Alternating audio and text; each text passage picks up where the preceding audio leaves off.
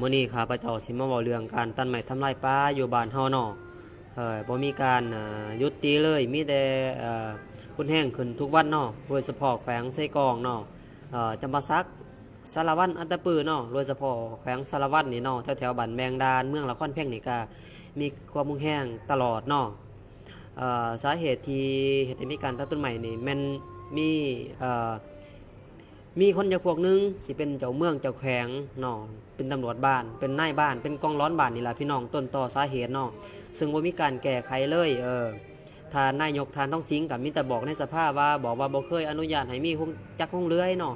แม้แล้วทานบอกแต่ปากทานนั่งอยู่แต่ในสภาพทานบ่มื่นตามื่นหูเบิ่งแถวบ้านนอกนะทานบอกจังซี่มันก็ทึกเนาะแต่ก็เป็นจริงแล้วอยากให้ทานลงเมื่อเบิ่งแน่เนาะแถวบ้านนอกอยากให้มีการ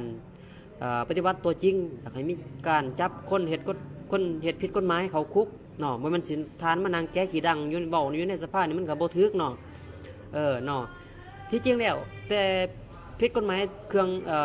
การเฮ็ดผิดกฎหมายแต่ละสิ่งแต่ละอย่างน่ะล้วนแล้วมาจากผู้นำทั้งหมดเนาะเป็นหยังจังว่านั่นน่ะเพราะผู้นำบ่มีการแก้ไขมีแต่นั่งเว้าอยู่สภาเนาะแล้วไผสิย้านทานเนาะ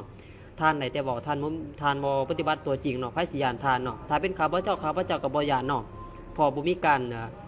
ดำเนินการแบบจริงจังเนาะข้าพเจ้าก็บ่ย้านเนาะพี่น้องเนาะอันนี้ทานนั่งเว้าอยู่ในแต่สภามันสิเป็นจักเทื่อเนาะ